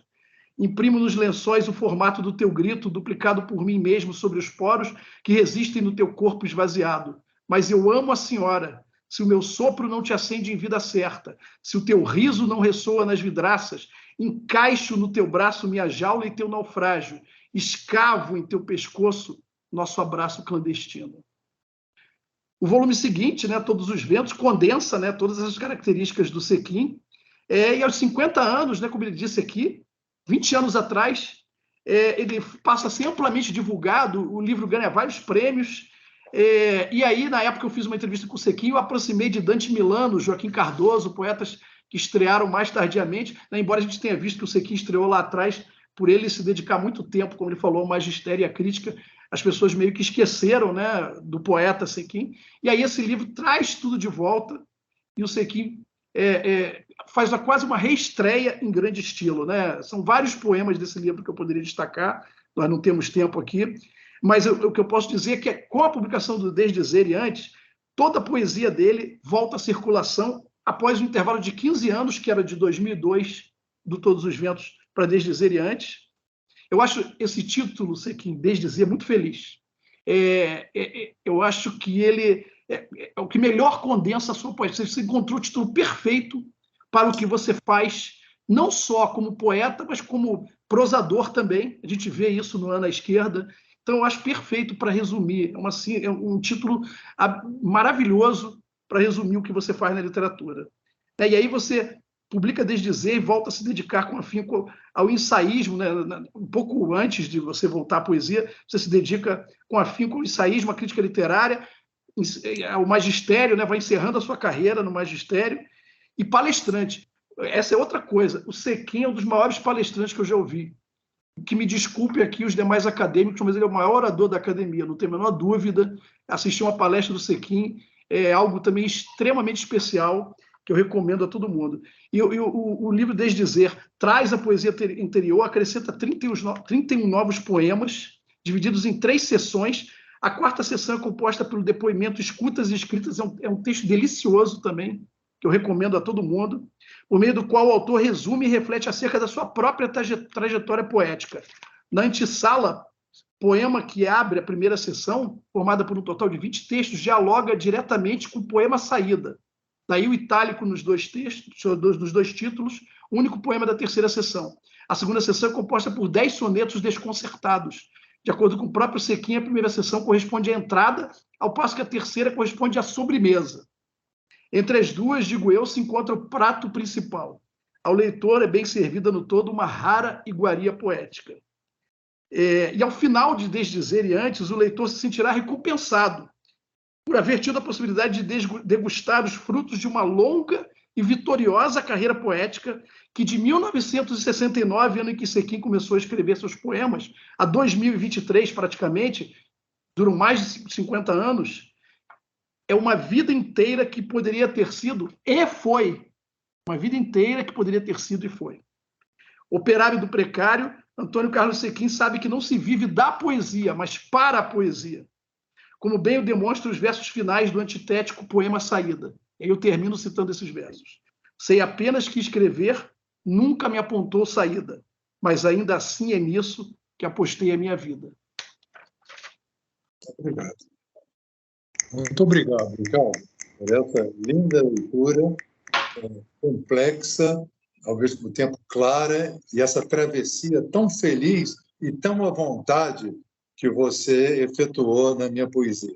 Eu só tenho a agradecer e dizer que, bom, agora, como autor, né, eu concordo com o que você falou e fico realmente enriquecido com seus comentários, a sua fidelidade digamos, a minha literatura, a sua fidelidade à amizade que nós desenvolvemos o tempo inteiro.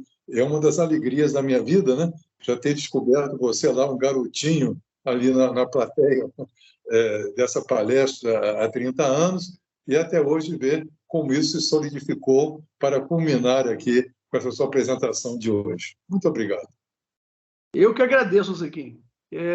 O que nos uniu foi a poesia de João Cabral, que você ama e eu amo profundamente também, e a própria literatura, né? E aí eu fui descobrindo aos poucos a sua literatura, a sua poesia, o seu ensaio. Eu já disse isso, vou repetir aqui. Os meus mestres da crítica, as pessoas gostam do que eu escrevo. Várias pessoas elogiam a minha crítica literária, mas eu tive 3 mestres principais: Gilberto Mendonça Teles, Ivan Junqueira e Antônio Carlos Sequim.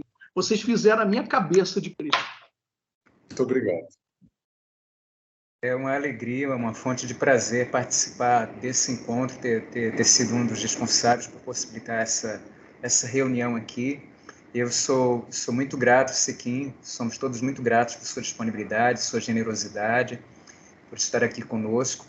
Somos gratos por essa possibilidade aqui de refletir sobre a sua criação. Sou grato ao Ricardo por ter me apresentado nesse convívio de já 12 anos, já um convívio, uma amizade literária, né? Exemplo da amizade entre o Sequim e o Ricardo.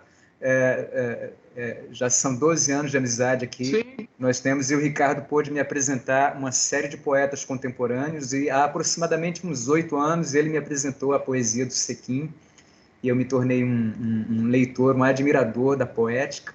Então, para mim, é uma fonte de prazer de estar aqui. Agradeço a presença da Flávia Amparo por estar aqui conosco, compartilhando erudição também, percepção, sensibilidade.